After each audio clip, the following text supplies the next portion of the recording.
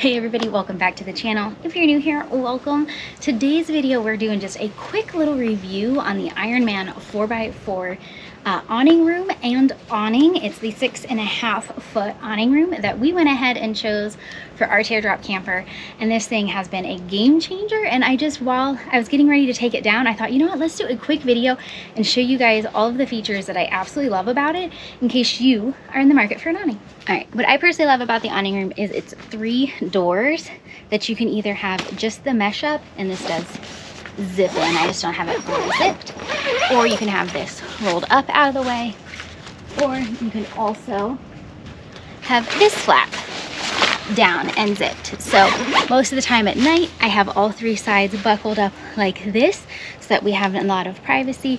During the day I usually have all 3 of these open and the mesh down, and Fiends is kind of hanging out inside with me. But then once it gets kind of warm, or I'm done with external meetings or things like that, because I do work from this room, or if I'm just camping, we'd have them all open.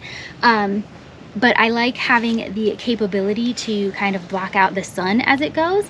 So there is actually a really cool feature that you can get more of these adjustable poles, and you have these hooks that you can actually make these additional covered areas. So I'm definitely going to be ordering those, because these are just twist adjustables.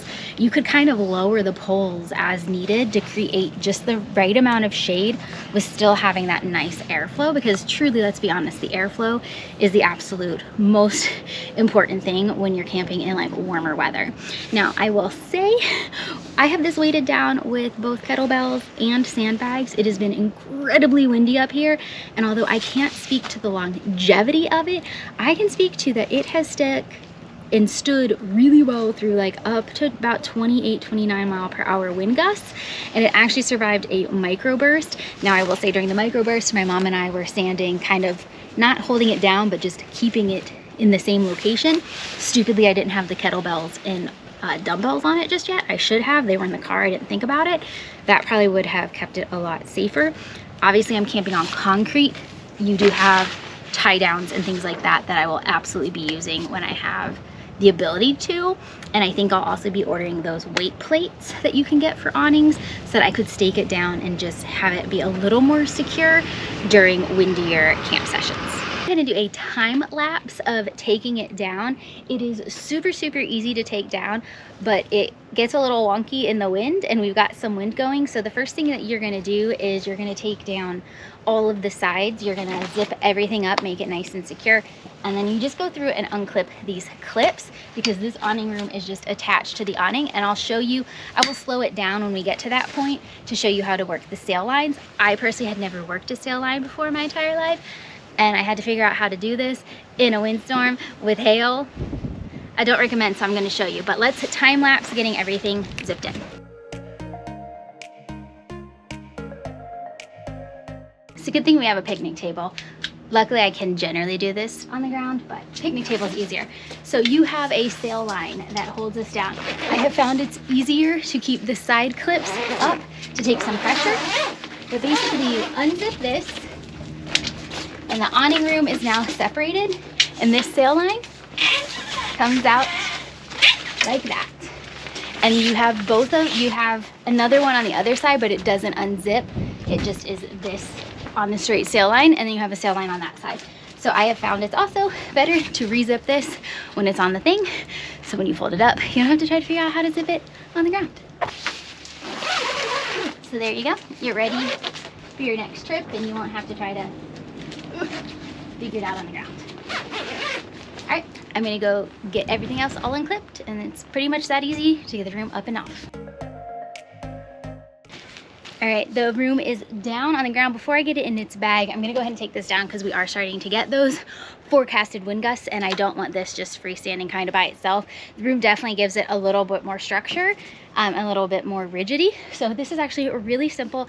It's just really kind of awkward with a short wingspan and a short human being. So I'm gonna go ahead, we've got it unvelcroed, and then these poles just twist and come out. So I'm just gonna put you guys on a time lapse so you don't have to like watch me in my wingspan struggle.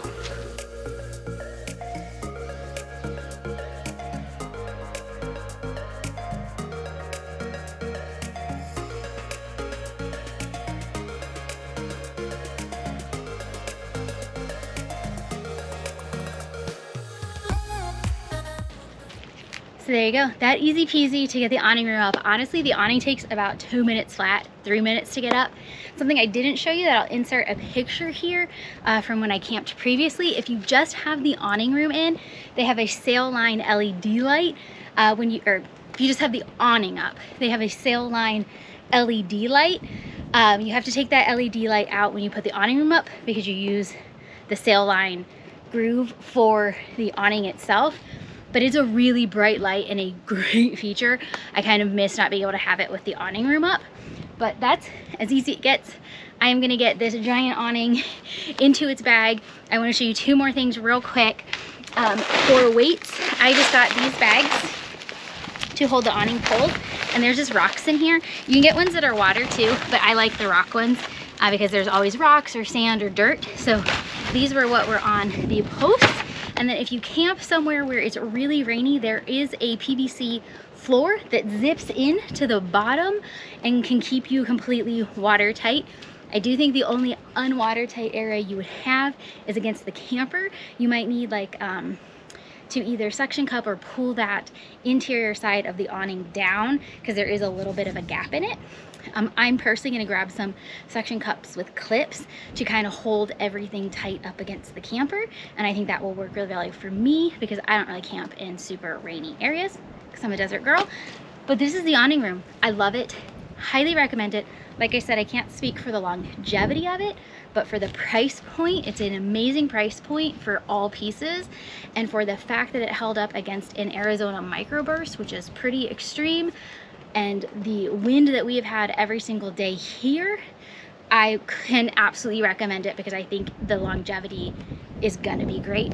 You can also order replacement poles for $39, so kind of an inexpensive replace. I'm probably gonna take one on the road with me when we hit the road full time, just so that I always have that backup since the awning room is essential for me to work from. So I hope you enjoyed this little mini review of this awning room. This is one I hadn't seen out a lot. You'd hear of, you know, Roam and Front Runner, but I had never heard of the Ironman 4x4. So I wanted to share it with you because it ended up being the perfect option for me and Fiends on the road. So thank you for watching, and we will see you on the next adventure, wherever the road may take us. One thing I forgot to mention, they give you a great sized bag. Like, it's so easy to get this room in the bag by yourself, and then here's your zipper floor. Goes right in. 10 out of 10.